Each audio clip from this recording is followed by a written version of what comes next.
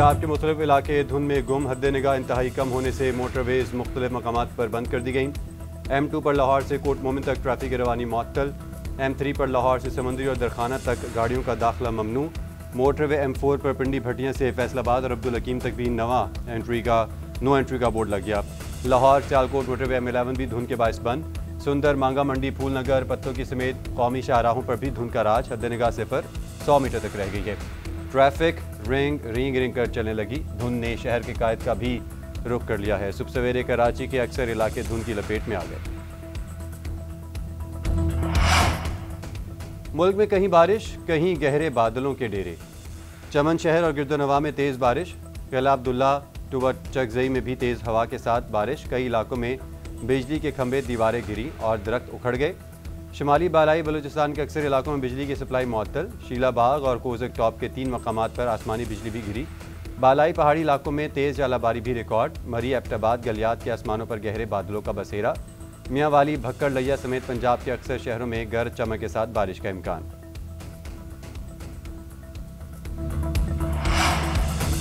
Under 19 Asia cup के final में रिवायती हरीफ पाकिस्तान और भारत आज आमने सामने। दुबई में होने वाला मैच पाकिस्तानी वक्त के मुताबिक सुबह 10 बजे शुरू होगा। कप्तान फरहान यूसुफ की क़यादत में शाहीनों ने चैंपियन बनने के लिए कमर कस ली।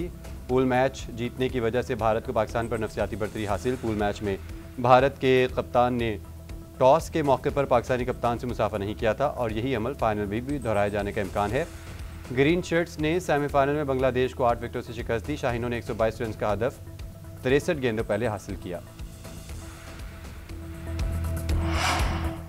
बानी पीटीआई और बुशरा बीबी को तोशाखाना 2 केस में 17 साल कैद की सजा सुना दी गई। इस्लामाबाद की अदालत ने केस में बानी पीटीआई और बुशरा बीबी को 10 साल कैद का फैसला सुनाया। इंसदाद रिश्वत सतानी एक्ट के तहत मजीद 7 साल कैद की सजा सुनाई। दोनों पर मजमूई तौर पर 1 करोड़ 64 लाख रुपए जुर्माना आयद किया गया। तोशाखाना 2 केस में अदालत ने 21 गवाहान के बयान कलमबंद किए। बानी पीटीआई और बुशरा बीबी फैसले सुनाए जाने के वक्त अमर अदालत में मौजूद थे। स्पेशल सेंट्रल जज शाहरुख अर्जुमन ने अडयाला जेल में केस का फैसला सुनाया। तहरीरी फैसले में लिखा, बानी पीटीआई की उम्र को मद्देनजर रखते हुए कम सज़ा सुनाई गई। बुशरा बीबी को भी खातून होने की वजह से कम सज़ा सुनाई गई है। दोनों ने जो वक्त हवालात में गुजारा वो भी सज़ा के तौर पर शामिल होगा। दोनों मुल्जिम ख़यानत के मुर्तकिब पाए गए। इस्तग़ासा अपना मुकदमा साबित करने में कामयाब रहा। दोनों मुल्जिमान पर जुर्म साबित होने पर सज़ा सुनाई गई। 9 मई को कलमा चौक लाहौर में पुलिस की कारी और कंटेनर जलाने के 2 मुकदमात का फैसला भी सुना दिया गया। डॉक्टर यास्मीन राशिद, मियां महमूद रशीद, एजाज चौधरी और उमर सरफराज चीमा को मजीद 10 साल कैद की सज़ा हो गई। इंसदाद दहशतगर्दी अदालत के जज अरशद जावेद ने कोट लखपत जेल में सज़ा सुनाई। शाह महमूद कुरैशी का इस मुकदमे में अभी चालान जमा नहीं हुआ। सप्लीमेंट्री चालान आने पर उनका ट्रायल होगा। एक मुकदमे में 4 और दूसरे मुकदमे में 12 मुल्ज़मान इश्तिहारी हैं। जुमे के रोज़ भी GOR पर हमले के मुकदमे में PTI रहनुमाओं को 10 साल कैद की सज़ा सुनाई गई थी। सज़ा पाने वालों में डॉक्टर यास्मीन राशिद, महमूद रशीद, एजाज चौधरी और उमर सरफराज चीमा शामिल थे। शाह महमूद कुरैशी जुर्म साबित न होने पर बरी हो गए थे।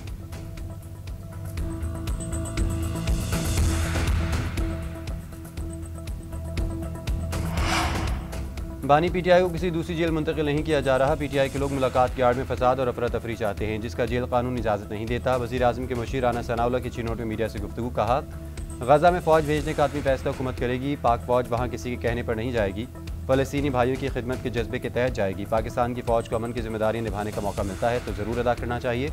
पाक फ़ौज पहले भी अक़वाम मुत्तहिदा के तहत मुख्तलिफ ममालिक में खिदमत सर अंजाम दे रही है। एक सवाल पर कहा, फील्ड मार्शल चंद ममालिक के दौरे पर हैं और इन ममालिक में अमरीका भी शामिल है।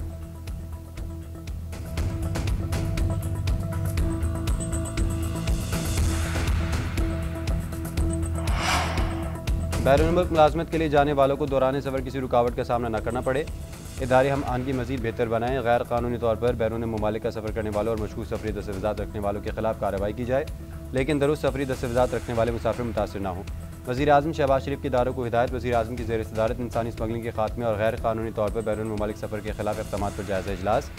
वज़ीर आज़म की प्रोटेक्टरेट ऑफ इमिग्रेंट्स की कारकर्दगी मज़ीद बेहतर बनाने की हिदायत। वज़ीर आज़म ने कहा, करप्ट अनासर के खिलाफ सख्त कार्रवाई की जाए। हुकाम ने ब्रीफिंग में बताया, यूरोप का गैर कानूनी सफ़र करने वाले पाकिस्तानियों की तादाद में 47% कमी आई।